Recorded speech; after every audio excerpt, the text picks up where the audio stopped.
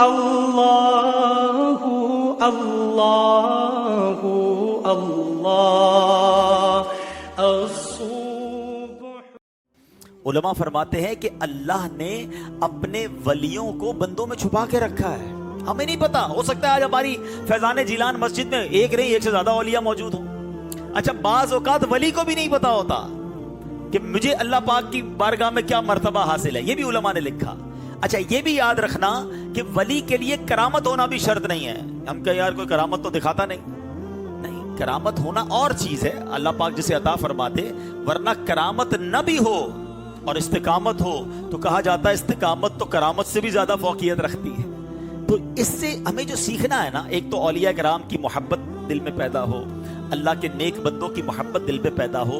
دوسری بات یہ سیکھنی ہے کہ ہمیں ہر بندے سے عزت سے بات کرنی ہے، ہر بندے کا خیال رکھنا ہے، کسی کا دل نہیں دکھانا ہے۔ اور احادیث میں یہ مضمون ملتا ہے کہ نارملی کچھ لوگ وہ ہوتے ہیں جن کو ہم قریب نہیں بٹھاتے کیونکہ کپڑے صاف نہیں ہوتے ہیں، زیادہ مشہور بھی نہیں ہوتے، بال بھی بکھرے ہوئے ہوتے ہیں۔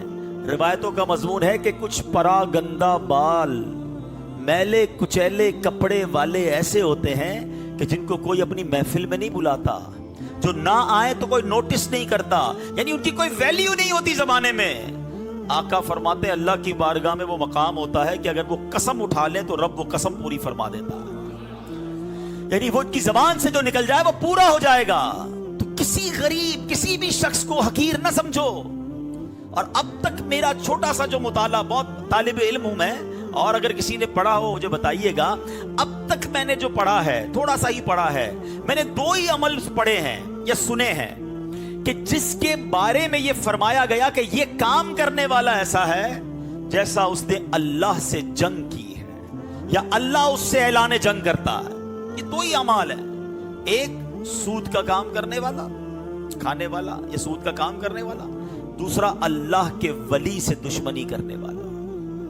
اس سے سمجھو بات کو، اللہ سود سے بھی محفوظ رکھے ہمیشہ، کتنا ہی پیسہ بڑھ کے کیوں نہ آ جائے۔ آج کل نئی نئی اسکیمیں آ رہی ہیں، ارے نہیں جناب یہ سود نہیں ہے، یہ انٹرسٹ ہوتا ہے، یہ تو مارک اپ ہوتا ہے، تو یہ فلاں ہوتا ہے، تو او بھائی شراب کو دودھ کی بوتل میں ڈالو گے تو وہ دودھ نہیں بن جائے گا، نئی پیکنگ کے اندر آپ کو سود بیچا جا رہا ہے، آپ لیے جا رہے ہو۔ اللہ سے جنگ کرنے والا کدھر سے کامیاب ہوگا؟ اور دوسری بات، اللہ کے کرنے والا کدھر سے کامیاب ہوگا؟ اور دوسری بات، اللہ کے ولی سے دشمنی کرنے والا۔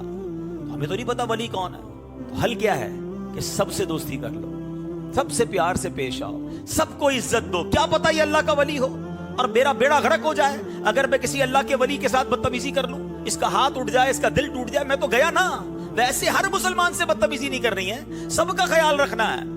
اور یہ کہاں تک بات جاتی ہے مسلمان کو تکلیف دینے والی کہ حدیث پاک میں آتا ہے من آذا مسلمن فقط آذانی، جس نے کسی مسلمان کو تکلیف دی وہ ایسا ہے جیسا اس نے مجھے تکلیف دی۔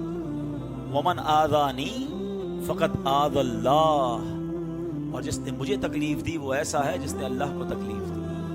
ہم سب ہمارے ملازم کے لیے جو منہ میں آتا ہے بول دیتے ہیں، رشتہ داروں کو، غریب لوگوں کو، نماز پڑھنے آتے تو بیچارے کسی خادم کو کوئی سنا کے چلا جاتا ہے، کیا اس کا دل نہیں ہے؟ کسی کو بھی دل نہیں توڑنا ہے، کیا پتا اس کا اللہ کی بارگاہ میں کیا مقام ہو، برباد ہو جائیں گے۔ تو کبھی کسی کے ساتھ جو ہے نا بدتمیزی نہیں کرنی ہے، اور یہ سٹرکچر ایگزسٹ کرتا ہے، اس کو مانو۔ ہاں تو ہمیں سب کے ساتھ محبت سے پیش آنا ہے۔ دوسری بات، اولیاء کرام جتنا بھی مرتبہ ہو جائے، اس کی بڑی خوبصورت کیٹیگری علماء نے بیان کی۔ حضرت بایزید بستامی رحمۃ اللہ تعالی علیہ فرماتے ہیں، کیا خوبصورت جملے، ذرا سنیے گا۔ کہتے عام مومنوں کے مقام کی جو انتہا ہے نا، ہم جیسے جو عام لوگ ہیں ان کی جو مقام کی انتہا ہے وہ صالحین کے مقام کی ابتدا ہے۔ جدھر اینڈ ہوتی ہے نا ہماری، ادھر صالحین کی وہاں سے شروع ہوتی ہے۔ فرمایا صالحین کے مقام کی جو انتہا ہے نا وہ شہیدوں کے مقام کی ابتدا ہے۔ فرمایا جو شہیدوں کے مقام کی انتہا ہے وہ صدیقوں کے مقام کی ابتدا ہے۔ صدیقوں کے مقام کی جو انتہا ہے وہ نبیوں کے مقام کی ابتدا ہے۔ فرمایا جو نبیوں کے مقام کی انتہا ہے وہ رسولوں کے مقام کی ابتدا ہے. فرمایا جو رسولوں کے مقام کی انتہا ہے وہ اولو العزم رسول جو چند ہیں اللہ کی بارگاہ میں بڑا مقام ہے, ان کے مقام کی ابتدا ہے. اور کہاں جہاں اولو العزم رسولوں کے مقام کی انتہا ہے وہاں نبی مکرم جناب رسول اللہ صلی اللہ تعالی علیہ وسلم کے مقام کی ابتدا ہے. اور سنو, حبیب خدا کے مقام کی انتہا کوئی جانتا ہی نہیں ہے. اللہ کے سوا کوئی نہیں جانتا کہ رب نے اپنے حبیب کو کتنا اور کیسا مقام عطا فرمایا. جبھی تو بریلی کے تاجدار لکھتے ہیں نا, وہ خدا نے ہے مرتبہ تجھ کو دیا, نہ کسی کو ملے نہ کسی کو ملا کہ کلام مجید نے کھائی شہا, تیرے شہر و کلام و بقا کی قسم. پھر انشاءاللہ ہم آگے بڑھیں گے, لیکن اس سے پہلے ولی کس کو کہتے ہیں, اللہ کے اولیاء کی شان کیا ہے, ان کا مرتبہ کیا ہے, پہلے وہ جانتے ہیں. اللہ کریم قرآن مجید فرقان حمید میں ارشاد فرماتا ہے 11ویں پارے میں سورہ یونس آیت نمبر 62 and 63. اللہ ارشاد فرماتا ہے بسم اللہ الرحمن الرحیم الا ان اولیاء اللہ لا خوف علیہم ولا هم يحزنون الذین آمنوا وکانوا یتقون.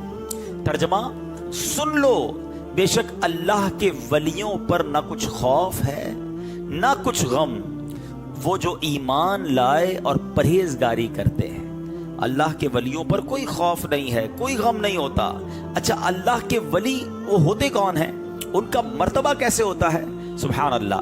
مفتی نعیم الدین مراد آبادی اس آیت کی ہی شرح میں لکھتے ہیں ولی اللہ وہ شخص ہوتا ہے جو فرائض سے قرب الہی حاصل کرے اور اطاعت الہی میں مشغول رہے. اللہ اکبر. اس کی کیفیت جب دیکھے تو قدرت الہی کو دیکھے, جب سنے تو اللہ کی آیتیں ہی سنے, جب بولے تو رب کی پاکی ہی بیان کرے. اور ایک اور بات یاد رکھیے گا, اولیاء جو ہوتے ہیں نا متقین ہوتے ہیں. کوئی فاسق فاجر گناہگار اللہ کا ولی نہیں بنتا. یہ بھی اللہ نے قرآن میں فرمایا ان اولیاءہ الا المتقون. اللہ فرماتے اولیاء تو پرہیزگار ہی ہیں, نیک لوگوں کو ہی ولایت ملتی ہے. یاد رہے کہ سب سے پہلے جو شرط ہے ولی ہونے کے لیے وہ ایمان اور پرہیزگاری ہے. اور یاد رہے کہ فاسق و فاجر شخص ولی نہیں ہو سکتا. اچھا, ایک اور بڑی خوبصورت بات کہ بعض لوگ متقی ہو کر ولی بنتے ہیں اور بعض حضرات ولی ہو کر متقی بنتے ہیں. یہ کیسے کہ حضرت مریم حضرت زکریا علیہ نبینا علیہ السلام کی بارگاہ میں 4 سال کی عمر میں پہنچ کر ابھی تقوی اختیار نہیں کیا تھا, مگر آپ ولیہ بن چکی تھیں. اور حضرت آدم علیہ السلام پیدائش سے پہلے متقی نہ بنے تھے مگر اللہ کے خلیفہ بن گئے تھے. تو پتہ چلا کہ کچھ مادرزاد ولی ہوتے ہیں جن کو اللہ کریم پیدائشی ولایت عطا فرما دیتا ہے, اور کچھ تقوی اختیار کرنے کے بعد ولی بنتے ہیں. اور ایسے بھی اولیاء گزرے کہ جن کی زندگی گناہوں میں گزر رہی تھی, زندگی کا پچھلا دور گناہوں میں تھا, توبہ کی, اللہ سے دوستی کی, اللہ نے ولایت کا مرتبہ عطا فرما دیا.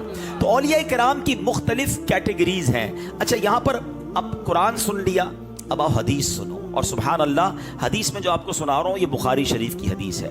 اللہ کے حبیب علیہ السلام فرماتے ہیں کہ اللہ عز و جل ارشاد فرماتا ہے, وہ حدیث جس میں رب کا فرمان نبی پاک سنائیں اس کو حدیث قدسی کہا جاتا ہے. ٹھیک ہے, اللہ فرماتا ہے میرا بندہ فرائض کی ادائیگی کے ذریعے جتنا میرا قرب حاصل کرتا ہے اس کی مثل کسی دوسرے عمل سے حاصل نہیں کرتا, اور میرا بندہ نوافل کی کثرت سے میرے قریب تر ہوتا رہتا ہے یہاں تک کہ میں اس کو اپنا محبوب بنا لیتا ہوں. جب کوئی اللہ کا محبوب بنتا ہے نا, سنو آقا کیا فرماتے ہیں, جب میں اسے محبوب بنا لیتا ہوں نا تو میں اس کا کان بن جاتا ہوں جس کے ذریعے وہ سنتا ہے, میں اس کی آنکھ بن جاتا ہوں جس کے ذریعے وہ دیکھتا ہے, میں اس کا ہاتھ بن جاتا ہوں جس کے ذریعے وہ پکڑتا ہے, میں اس کا پاؤں بن جاتا ہوں جس سے وہ چلتا ہے. اگر وہ مجھ سے کچھ مانگے تو اسے ضرور دیتا ہوں, وہ مجھ سے پناہ طلب کرے میں اسے پناہ دیتا ہوں. اب ذرا بتاؤ, لوگ کہتے ہیں اولیاء کو اتنا بڑا مقام کیسے حاصل ہو جاتا ہے,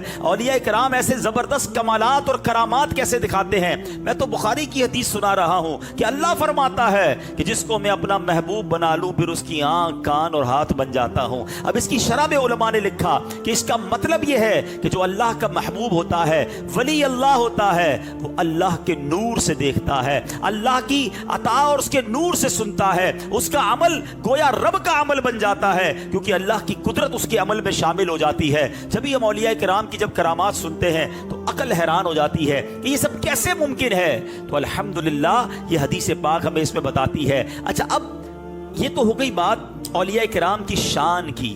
अब ये जो बातें करामतें हम सुनते हैं, गौस पाक की सुनते हैं, दीगर औलिया की सुनते हैं, कुछ लोगों को कंफ्यूजन होती है। आओ मैं आपको हदीस के जरिए ही पहले करामत सुना देता हूं ताकि ये अंदाजा हो जाए कि ये करामतें या औलिया किराम के कमालात जो है कोई नई बात नहीं है।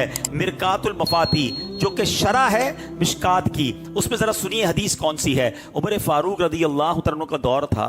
आप अल्लाह के नबी तो नहीं है ना, साहबी है ना। सुनो साहबी की करामत। दरियाए नील में पानी नहीं भरता था, लबरेज नहीं होता था, तो आपने एक रुक्का लिखा। असल में वो होता क्या था कि वहाँ एक अजब सी रस्म थी। लोग हर साल एक लड़की को तैयार करते थे, अच्छे कपड़े पहनाते थे और उसको दरियाए नील में डुबो देते थे। वो कहते अगर हर साल एक लड़की की कुर्बानी ना दें तो पानी जारी नहीं होता। हजरत उमर के पास आए, कहा हुजूर इस साल तो आपका यहाँ पर ऑर्डर चलेगा, आपकी हुकूमत आ गई है, रस्म बड़ी पुरानी है, हुजूर पूरी करनी पड़ेगी। अल्लाह अकबर। हजरत उमर ने क्या किया, दरिया के नाम खत लिखा। अजीब बात है ना, दरिया गुफ्तगू तो नहीं करता, पानी खत तो नहीं पढ़ता। अल्लाह के वली की शान देखो, अल्लाह के नबी के सहाबी की शान देखो। हजरत उमर ने खत लिखा। अब वो रुका क्या लिखा, हजरत उमर फारूक लिखते हैं, ए दरिया अगर अपनी मर्जी से चलता है तो खुश्क हो जा, हमें कोई परवाह नहीं, और अगर अल्लाह की मर्जी से चलता है तो मैं अल्लाह ताला से दुआ करता हूं कि वो तुझे जारी फरमा दे। आपका रुका जो है उस दरिया में डाला गया, वो खत दरिया में डाला गया, वो दरिया जो है जबरदस्त तरीके से जारी हो गया। और वो दिन है, आज का दिन है, वो दरिया कभी सूखा ही नहीं है, आज भी जारी है। यहां हजरत उमर की शान तो पता चल रही है, मगर वो जो बात बाज औकात जहन में आती है कि करामत कैसे आ गई। मुझे बताओ ना कि खत लिख रहे हैं दरिया को, और ये एक बार नहीं हुआ। सुनिए, मदीना तैयबा में आग लग गई, ठीक है, और किसी तरह बुझाई ना जा सकी। हजरत उमर के पास लोग आए, हुजूर आग नहीं बुझ रही है। अल्लाह ने कैसा मकाम दिया, हजरत उमर ने एक कागज के टुकड़े पर लिखा, उसकुनी या नार, यानी ए आग ठहर जा, लिखकर खादिम को दिया। कहा जाओ जाकर ये रुका जो है आग में डाल दो। कागज का टुकड़ा आग में डालोगे तो कागज ने जल जाना है, मगर हजरत उमर के हाथ का लिखा हुआ था। जैसे ही वो आग में डाला गया, किताबों में लिखा आग ऐसे बुझ गई जैसे कभी लगी नहीं थी। और सुनो, हजरत उमर रदी अल्लाह तआला का दौर है। एक बार जलजला आ गया, अर्थक्वेक। ये एक ऐसी आफत है कि आज साइंस ने बहुत सारी तरक्की कर ली है, बहुत सारी चीजों की प्रिडिक्शन, पेशन गोई पहले बता दी जाती है। इतना आसान हो गया अब तो, मौसम के हाल जानो भाई मोबाइल में आ जाते हैं। जिस मुल्क का सफर करना है वहां करना है कि नहीं करना। पिछले दिनों में यूके में था, तो वहां तो अब इतना निजाम बन गया है कि लोगों ने अगर कोई आउटडोर इज्तिमा मैदान में करना है, पहले ये देखते हैं कि बारिश है कि नहीं। अगर बारिश है तो मैदान में नहीं करना, इंडोर कर लें ताकि बारिश में आपका प्रोग्राम खराब ना हो जाए। ईच एंड एवरीथिंग जो है फिंगर टिप्स पर आ गई है, क्योंकि साइंस ने बड़ी तरक्की कर ली है। मगर कमाल देखो, आज भी साइंस इस बात से आजिज है कि जलजले की पेशन गोई कर सके।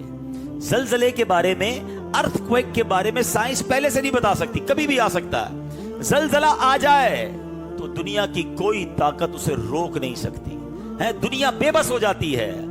अब मदीना तैयबा में हजरत उमर का दौर है और जलजला आया, बड़ा खतरनाक। हजरत अमीरुल मोमिनीन ने क्या किया, आपने अपना दुर्रा, अपना कोड़ा उठाया और जमीन पर जोर से मारा और इरशाद फरमाया, ए जमीन ठहर जा।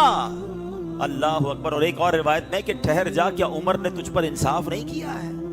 आपका यह कहना था कि जलजला रुक गया, मगर वो कहते महशर है अगर महशर, किस बात का हमको डर। महशर है अगर महशर, किस बात का हमको डर। हम जिनके सना खां हैं वो भी तो वहां होंगे।